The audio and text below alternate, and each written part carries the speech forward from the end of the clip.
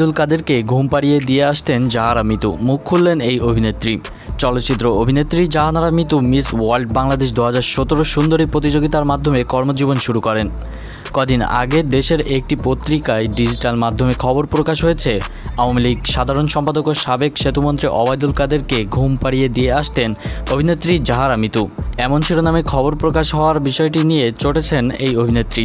Social মিডিয়ায় Facebook verified পেজে দীর্ঘ একটি স্ট্যাটাসে প্রতিক্রিয়া জানিয়েছেন তিনি।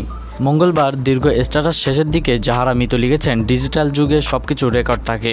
আমার বাসা থেকে বের হওয়া সিসিটিভি ফুটেজ যেমন থাকবে, আমি কোথাও গেলেও সেটারও রেকর্ড থাকবে। কল লিস্টের রেকর্ড থাকে, এসব বুঝে শুনে নিউজ করতে হয়।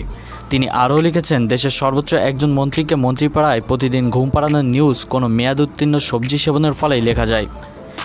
এর থেকে হাস্যকর নিউজ আমি আমার বাপের জন্মেও দেখিনি।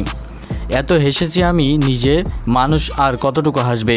কোনো সোর্স নেই, আমার বক্তব্য নেই, কোনো প্রমাণ নেই, আর আমার নাম ডিরেক্ট লিখে দিলেন।